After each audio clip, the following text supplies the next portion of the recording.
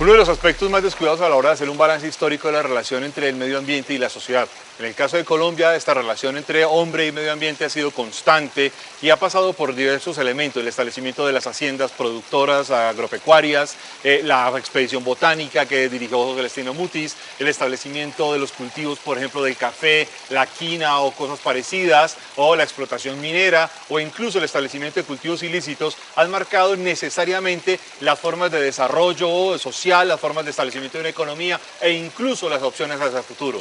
Para entender cómo se ha dado esta relación entre medio ambiente y sociedad, hablaremos hoy con Cecilia Rodríguez.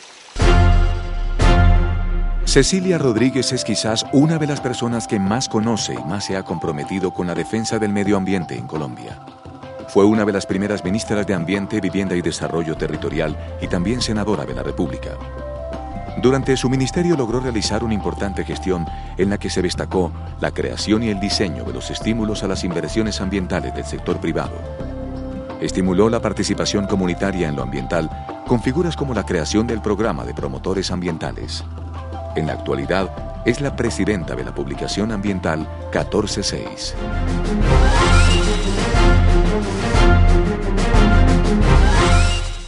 Doctora Cecilia Rodríguez, muchas gracias por estar en Hechos y Relatos de Nación.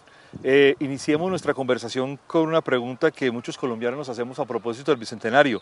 ¿Cuáles eran las condiciones medioambientales de la Nueva Granada, lo que ahora llamamos Colombia, al momento de la independencia? Bueno, se podrían decir muchas cosas. Primero, que realmente la riqueza natural fue percibida por los conquistadores y justamente ya digamos para la época de la gesta emancipadora está la expedición botánica un poco antes, en donde se quiere realmente saber qué era lo que había, y era tan rica la naturaleza aquí que eso hizo que los ilustrados de la Nueva Granada en ese momento utilizaran toda esa riqueza como para despegar esa gesta emancipadora. Estaba el sabio Caldas y también coincide Humboldt en su visita a la Nueva Granada, porque aquí realmente había una gran riqueza natural, pero también había otra cara de la moneda. Los cerros orientales de aquí de Bogotá estaban ya totalmente pelados, o sea, lo de hoy es una belleza para lo que había en esa época.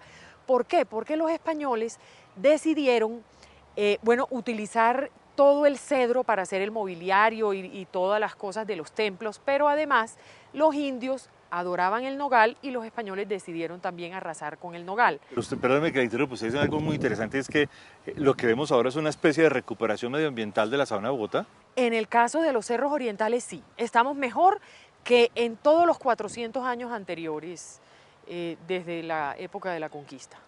Y en esa medida, es muy curioso porque lo que usted dice, además contrastado con las narraciones de los viajeros del siglo XIX, por ejemplo, que hacían grandes descripciones de una gran vitalidad, una gran diversidad medioambiental en Colombia, sí, y hoy parece que hemos perdido gran parte de esto. Sí, la hemos perdido también porque realmente, por ejemplo, cuando estaba aquí la expedición botánica, de pronto el ánimo en general de los españoles era el expansionismo.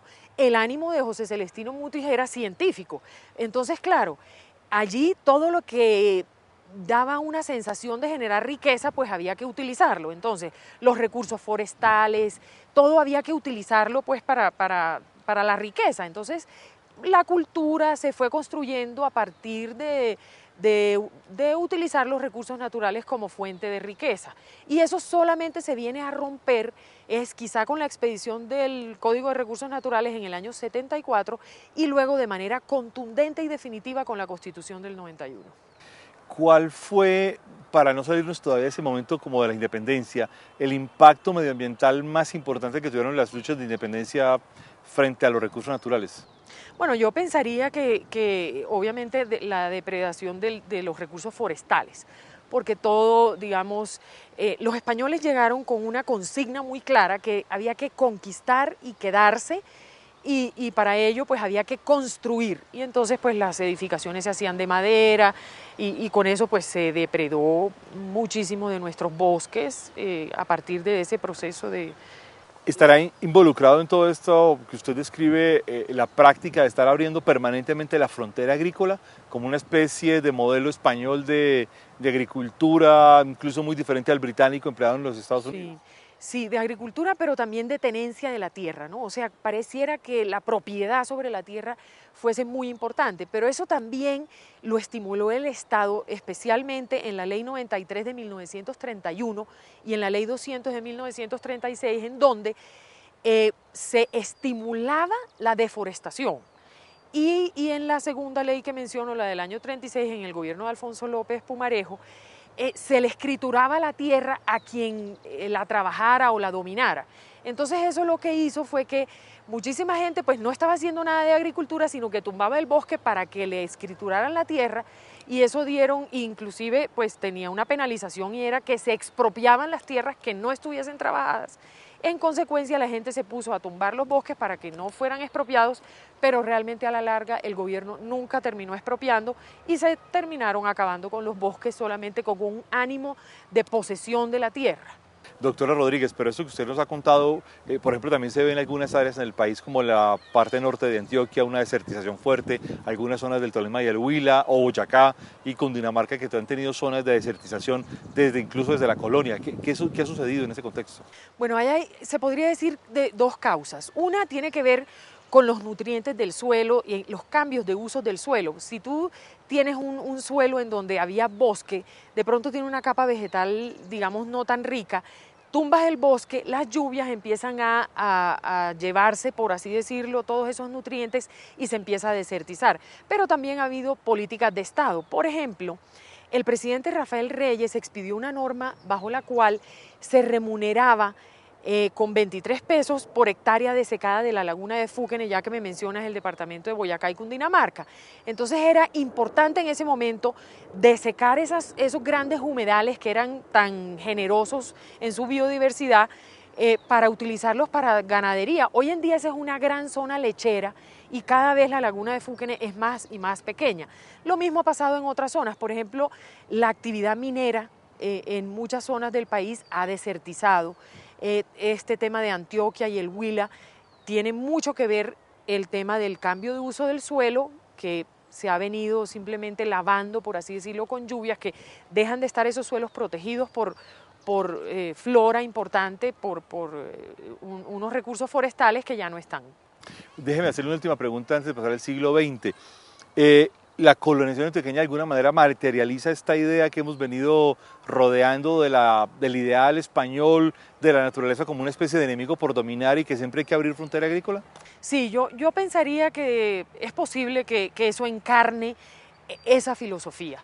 Inclusive cuando miramos el símbolo que hasta hace poco representaba el departamento del Quindío, de una hacha sobre un tronco, digamos, eso refleja que cuando dominamos la tierra, el propósito era dominar unas tierras salvajes, entonces era tumbar el bosque para sembrar o tener ganado, etcétera, y en eso consistía el éxito personal de los individuos, y por eso la colonización antioqueña pues es un proceso que trajo riqueza para muchos, pero también tuvo un efecto en el medio ambiente.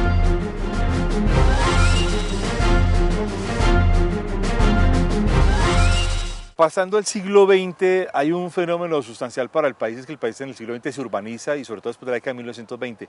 ¿Esta urbanización significa o trae alguna consecuencia medioambiental?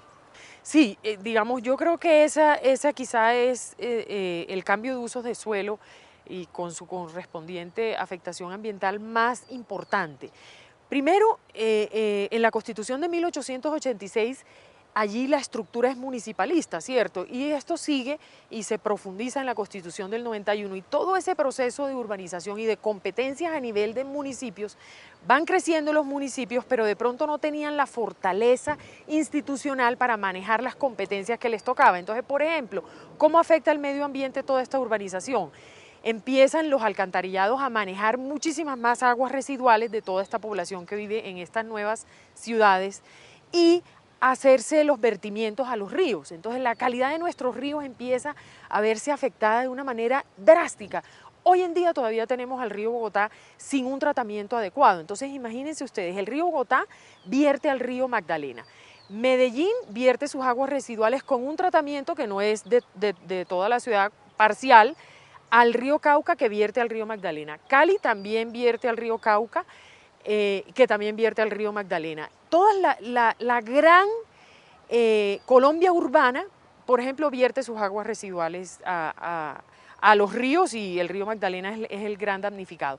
Basuras, residuos sólidos. Igual la urbanización empieza a producir esta cantidad de residuos sólidos, y entonces, como no teníamos el manejo y los municipios no tienen la capacidad institucional, la gente tira la basura a los cuerpos de agua, porque en la Colombia rural pues era normal que se echaran los residuos a los cuerpos de agua, pero esto se vuelve una gran tragedia ambiental. Entonces solamente cuando empieza la operación, digamos, de la participación privada en los residuos, es que se empieza a ver la recolección, pero con un grave defecto. Como eso lo manejaba el Ministerio de Desarrollo Económico, se le dio criterio empresarial, entonces no hay reciclaje contundente en Colombia, porque se montó un modelo de negocio, porque eso no dependía del Ministerio de Ambiente, sino del de Desarrollo Económico.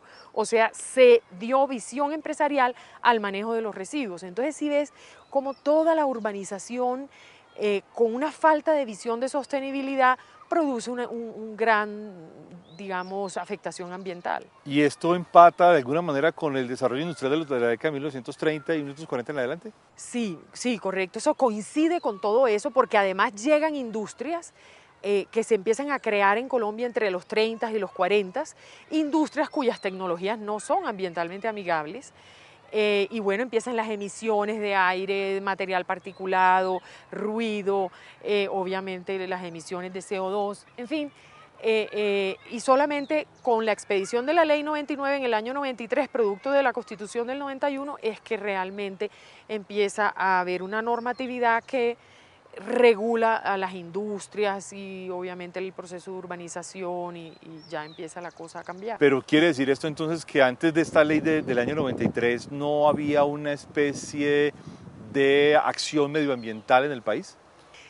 Digamos, había una entidad centralizada que era el INDERENA, y la normatividad existía, pero era muy pobre, digamos, todavía antes de esta ley del año 93, la responsabilidad era totalmente del Estado. Con la Constitución del 91 ya le corresponde a la propiedad privada la función ecológica, o sea que a los ciudadanos se nos reparten las cargas, o sea, tenemos un derecho pero también un deber, y es de cuidar el medio ambiente. Entonces, si vamos a montar una industria, tenemos que hacerlo con responsabilidad, etcétera, etcétera. Si vamos a hacer, digamos, a tener cualquier propiedad privada, pues sabemos que esa tiene una función ecológica. Entonces, realmente, antes del año 93 podemos decir que la normatividad era menos exigente, no existía para muchos frentes, digamos, de actividades económicas, etcétera, no había la normatividad, y también estaba simplemente toda de responsabilidad del Estado, y eso no es así, porque uno como ciudadano no puede estar botando lo que quiera en cualquier esquina y que luego venga el Estado y resuelva el problema del daño ambiental que yo ocasioné. En esa medida desperdiciamos un tiempo valioso que eran las décadas de 1970 y 1980. Sí. Yo pienso que esas décadas hasta cierto punto se desperdiciaron, porque el Código de Recursos Naturales, que es del año 74, tiene unos elementos interesantes, pero es muy frágil digamos, en conservación ambiental.